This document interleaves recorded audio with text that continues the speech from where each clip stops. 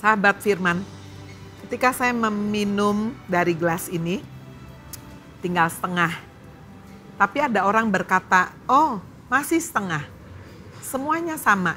Untuk menggambarkan satu situasi yang sama, seseorang bisa memilih berkata, minuman ini masih setengah. Tetapi yang lain berkata, minuman ini tinggal setengah. Bagaimana cara kita memandang itu sangat menentukan. Seorang yang memiliki sikap pemenang di dalam dirinya akan sungguh-sungguh stay positive when others are negative. Yang lain negatif. Salah satu ciri orang yang berkata negatif selalu berkata, ya masih sangat banyak sekali yang belum saya kerjakan. Masih jauh, atau seperti minuman ini, kok tinggal sedikit ya, hanya setengah ya. Tetapi seorang yang berpikiran positif berkata, sudah dekat, sudah tidak lagi jauh. Oh masih banyak, masih setengah. Dua perkataan ini menggambarkan satu sikap dan pemikiran yang ada di dalam hati seseorang.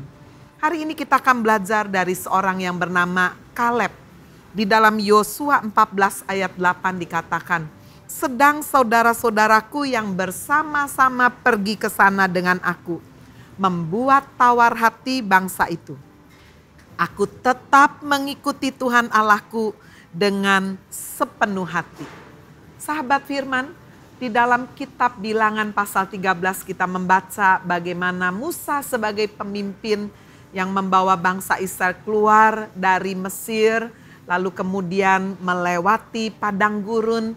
Dikatakan sebelum untuk memasuki satu tanah perjanjian, Tuhan memberikan perintah kepada Musa supaya tanah perjanjian negeri Kanan ini diintai. Lalu kemudian Musa mengutus 12 pemimpin, masing-masing mewakili 12 suku Israel. Dan sebelum memberikan perintah, Tuhan sudah memberikan janji bahwa Kanaan ini akan menjadi milik bangsa Israel.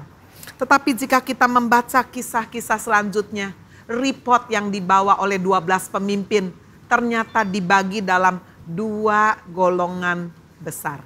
10 pemimpin membawa berita, kalau kita membaca di dalam Bilangan pasal 13 ayat 27 dikatakan, kami sudah melihat negeri itu negeri yang memang berlimpah-limpah susu dan madunya. Tetapi di dalamnya ada orang-orang raksasa, orang-orang enak yang bisa memakan kita. Wow.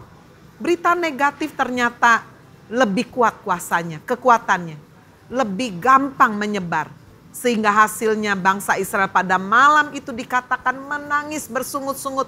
Bahkan ingin melempari Musa, Kaleb dan Yosua, 2 pemimpin yang membawa berita positif. Itu pun akan dilempari batu. Sahabat firman, pilihan ada pada kita. Stay positive when others are negative. Dan ternyata Tuhan membela orang-orang yang melihat situasi secara positif dibandingkan orang-orang yang melihat situasi secara negatif. Bangsa yang bersungut-sungut beserta dengan 10 pemimpin, mereka harus berkeliling 40 tahun menyusuri padang gurun. Dan tidak seorang pun bisa memasuki Kanaan. Sahabat firman, mari kita belajar melihat keadaan situasi keluarga sekeliling kita. Be positive. Sehingga sungguh-sungguh pembelaan Tuhan ada dan nyata atas hidup kita. Amin. God bless you.